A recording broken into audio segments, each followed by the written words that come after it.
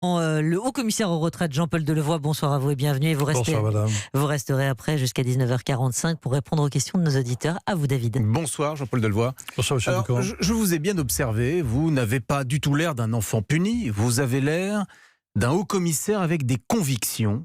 Vous êtes opposé à ce qu'on appelle la clause du grand-père, l'idée que cette réforme ne concerne que les nouveaux entrants sur le marché du travail. Et vous y êtes opposé, pourquoi ?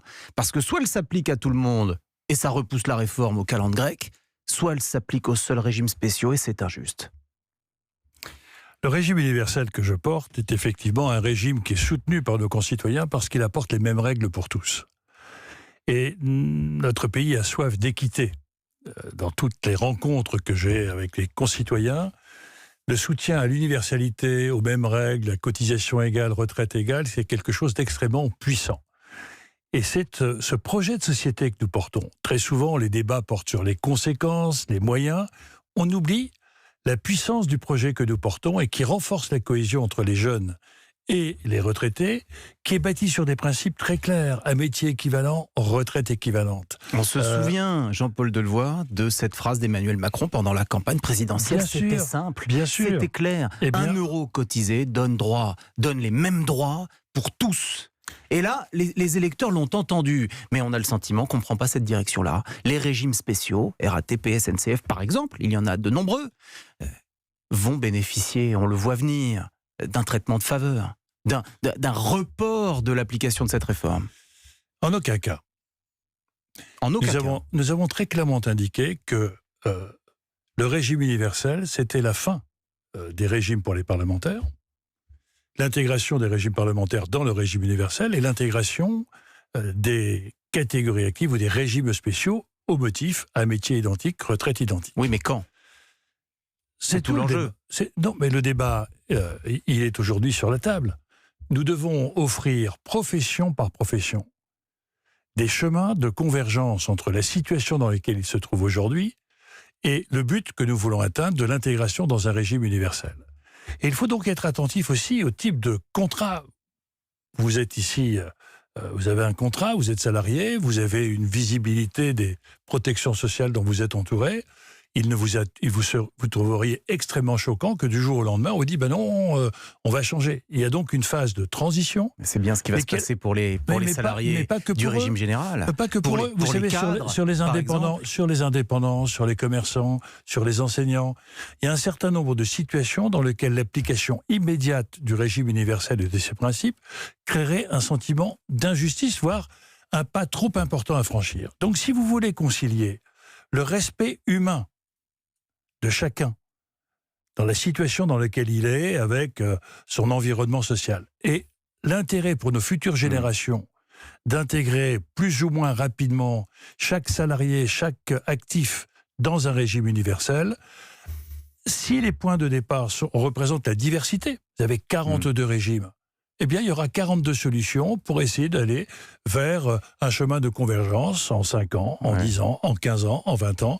C'est tout le débat. On est loin de la phrase d'Emmanuel Macron pendant la campagne. Pas du tout. Pas du tout. On avait le sentiment de l'instauration d'une égalité, ce qui est intéressant, d'une équité entre chacun des Français, des salariés. Vous tombez dans le travers de confondre, d'écraser l'objectif par les conséquences. Et les moyens qu'on emploie très pour y souvent, parvenir, nous avons... C'est l'histoire politique française.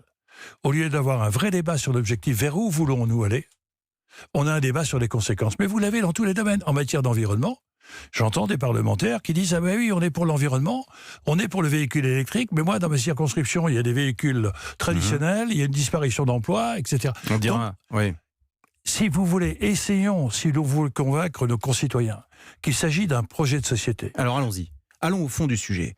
Est-ce que ça fait 2 ans, Jean-Paul Delevoye, que vous discutez, que vous dialoguez, que vous concertez. Ça fait 2 ans. Est-ce qu'il n'est pas temps maintenant de décider, de prendre des décisions ? Parce que ce flou qui est inhérent à la concertation, par définition, génère de l'inquiétude. Beaucoup de nos concitoyens, par exemple, ont le sentiment que leurs pensions vont baisser par rapport au système actuel. Vous avez les 2 ans qui ont été mis en œuvre ont été pour l'élaboration d'un rapport. Et nous avons beaucoup consulté pour avoir le sentiment de telle solution plutôt que de telle autre, le soutien, la réaction des syndicats, des journalistes, des parlementaires, alors que la loi n'était pas écrite. Depuis le 10 juillet, le rapport étant remis au Premier ministre, nous rentrons sous son autorité dans l'élaboration de la loi. Et toutes les consultations que nous avons avec les partenaires sociaux et avec les citoyens, c'est de dire, sur ce type de projet, nous avons telle solution. Comment vous réagissez par rapport à cela ? Est-ce que vous êtes favorable, défavorable ? Nous avons été soutenus dans l'ensemble des rencontres par le fait, par exemple, de la solidarité vis-à-vis des femmes. La réduction des pensions que nous estimons entre 10 et 20% d'écart entre les hommes et les femmes, par toute une série de dispositifs que nous mettons en place, notamment la majoration dès le premier enfant. Dès le premier enfant à 5%. Nos concitoyens soutiennent cette démarche. Les femmes, notamment celles qui ont des carrières hachées, seront gagnants dans cette réforme. Est-ce qu'il y a aussi des gagnants ? Il y a des gagnants. Les agriculteurs aussi, par exemple, pourront bénéficier d'un système les universel. Artisans commerçants. Mais les perdants, les grands perdants, qui sont les grands perdants ? Ce sont, Jean-Paul Delevoye, les grands perdants, ce sont les cadres. Ce sont les cadres qui aujourd'hui gagnent correctement leur vie et aujourd'hui, leur pension est calculée sur les 25 meilleures années. Et demain, ce sera sur l'ensemble de la carrière d'un cadre qui, au début de sa carrière, gagne évidemment moins qu'à la fin de sa carrière. Alors, est-ce que ce sont des perdants ? Vous affichez un cliché qui n'est pas toujours la réalité. Je connais beaucoup de cadres dont la fin de carrière est moins brillante que le début, ou le milieu. Si vos 25 meilleures années... Même en majorité... Non, mais attendez, vous partez d'un principe, c'est amusant, parce que vous voyez, on est en train de faire des cas-types. Pour faire des cas-types, ça s'appelle, on prend une carrière moyenne, classique, et on essaie de faire des comparaisons entre vous êtes dans le système actuel, vous avez combien de pensions, dans le système futur, vous avez combien de pensions. Oui.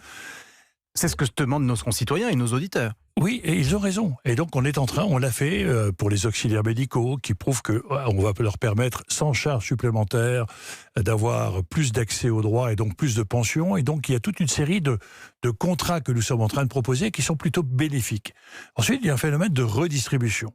C'est clair qu'aujourd'hui, le phénomène redistributif du système actuel n'est pas au profit des retraites les plus petites. Ce que je trouve totalement injuste. C'est-à-dire que nous sommes dans un système aujourd'hui où celles et ceux qui ont les vies les plus compliquées financent les retraites les meilleures. Donc, c'est pas normal. Donc, nous mettons en place un système de redistribution pour les 40% des retraités les plus faibles, c'est-à-dire en dessous de 1 400 ou 1 500 euros.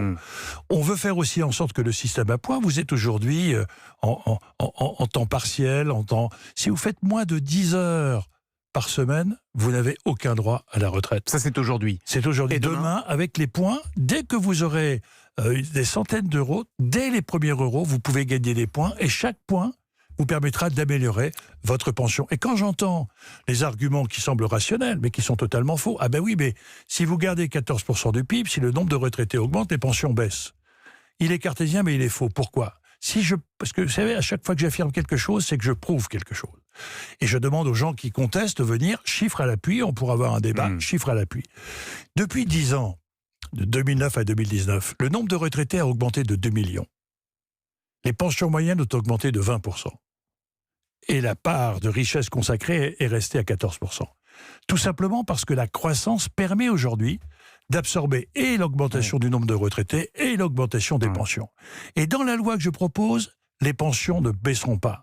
Et on corrige une injustice qui, depuis la loi de 93, qui fait que vos droits que vous acquérez à 25 ans évoluent sur l'inflation jusqu'à 65 ans. Nous allons l'indexer sur les salaires, c'est-à-dire on maintiendra la valeur de vos droits. Vous êtes dans une concertation qui continue avec un pistolet sur la tempe, celui du 5 décembre.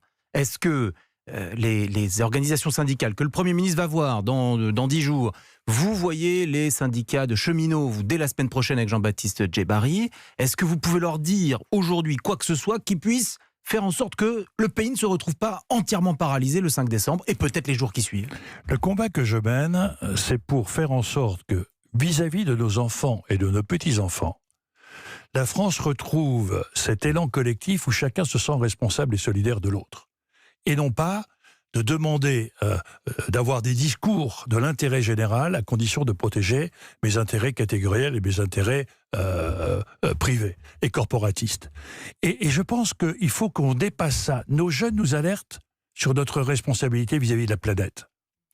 Mais nos jeunes aujourd'hui qui ne croient plus au système, ils pensent qu'ils n'auront pas de retraite. si nous continuons, certaines générations, à avoir des comportements aussi égoïstes, eh bien, ils finiront par ne plus cotiser. Et c'est la fin de notre protection sociale, puisque si demain on remet en cause, et si on laisse alimenter un conflit générationnel ou un conflit d'intérêts, c'est une fragilisation de notre système de retraite qui suivra demain une fragilisation de notre assurance maladie et de notre assurance chômage. Et donc, moi, j'entends bien les expressions qui vont se manifester dans la rue. Mais si c'est au nom d'un intérêt catégoriel qui est contraire à l'intérêt général, eh bien, c'est quelque chose qui n'est pas conforme à mon engagement politique. Merci à vous, Jean-Paul Delevoye.